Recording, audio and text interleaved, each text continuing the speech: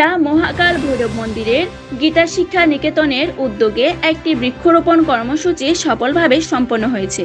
গত 17 জুলাই শুক্রবার উখিয়া মহাকাল ভৈরব মন্দিরের গীতা শিক্ষা নিকেতনের পক্ষ থেকে একটি বৃক্ষরোপণ কর্মসূচির আয়োজন করা হয়। পরিবেশ সংরক্ষণে সচেতনতা বাড়াতে মন্দিরের প্রাঙ্গণে এই মহতী উদ্যোগ গ্রহণ করা হয়। এই অনুষ্ঠানে সভাপতিত্ব করেন বাংলাদেশ গীতা শিক্ষা কমিটি বাগিশিক উখিয়া উপজেলা সংসদ সভাপতি শ্রীমতী বেবী প্রভা দে। প্রধান অতিথি হিসেবে উপস্থিত ছিলেন বাংলাদেশ হিন্দু পরিষদ কক্সবাজার জেলার সভাপতি অ্যাডভোকেট শ্রীযুক্ত রবীন্দ্র দাস রবি। বিশেষ অতিথি হিসেবে উপস্থিত ছিলেন উখিয়া উপজেলা পূজা উদযাপন পরিষদ অর্থ সম্পাদক শ্রীযুক্ত সজলকান্তি ধর। এই অনুষ্ঠানে উপস্থাপনা করেন উখিয়া মহাকাল ভৈরব মন্দিরের গীতা শিক্ষা নিকেতন শিক্ষক শ্রীযুক্ত সজীব কান্তি দে ও বাগিশিক উখিয়া উপজেলা সংসদের সহ অর্থ সম্পাদক শ্রীযুক্ত রাজীব নন্দী। পরিবেশের ভারসাম্য রক্ষা এবং ধর্মীয় ও নৈতিক শিক্ষার অংশ হিসেবে এই সবুজ উদ্যোগটির আয়োজন করা হয়। আরও উপস্থিত থাকেন উখিয়া মহাকাল ভৈরব মন্দিরের গীতা শিক্ষা নিকেতনের শিক্ষার্থী ও অভিভাবকবৃন্দ। সমীরুদ্রে পাঠানো তথ্যচিত্রে তিথি পাল, সনাতন মিডিয়া, উখিয়া, কক্সবাজার। মহাকাল ভৈরব মন্দির গীতা শিক্ষা নিকেতনের আমাদের এই বৃক্ষরোপণ, এটা আমাদের 6 মাসিক পরীক্ষার একটা অংশ। আমরা এই 6 মাসিক পরীক্ষা আরম্ভ হয়েছে আমাদের, তাহলে এই 6 মাসিক পরীক্ষার গ্রুপ আমরা দলবদ্ধ হয়ে কি করছি, গীতা পাঠ করছি না, গ্রুপ অ্যাক্টিভিটি করছি না। গ্রুপ অ্যাক্টিভিটি মানে কি?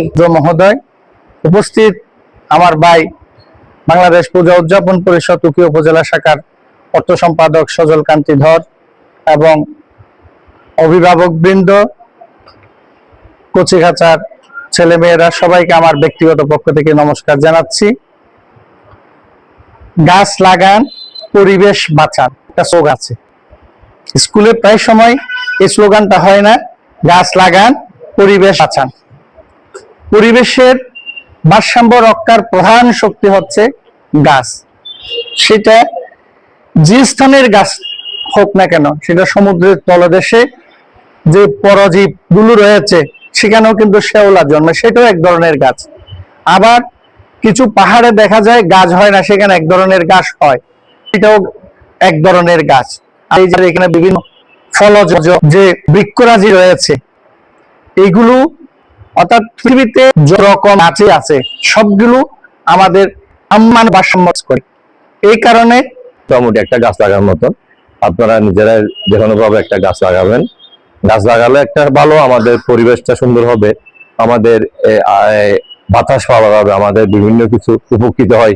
আমাদের গাছে ফল দে, বাতাস দেখানো সুখ সুবিধা, যেন আপনি একটা গাছ লাগান, একটা ফল কাজ করতে যাচ্ছি অনাদির আদি গোবিন্দ সচ্চিদানন্দ বিগ্রহ পরম দয়াল ভগবান শ্রীকৃষ্ণের মুখনিসৃত বাণী শ্রীমদ্ ভগবদ্ গীতা থেকে।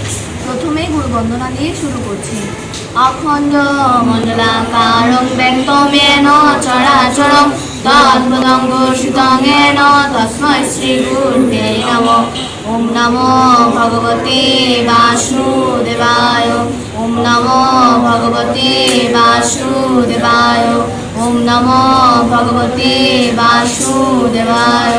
হরি ওম তৎসৎ। শ্রীমদ্ ভগবদ্ গীতা অত গীতার 2য় অধ্যায় সাংখ্য যোগ শ্রী ভগবানৈবাচ অচ্ছেদ্যয় মদাহয় মক্লেদ শস্য এবচ নিত্য সর্বগত স্থান অচলয় সনাতন।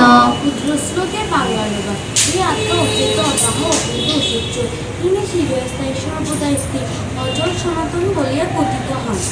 অব্যক্তয় অচিন্তয় অবিকার্যয় উচ্যতে তস্মাদেব বিদিত্যান ন অনুসূচিতে মনুষ্যে।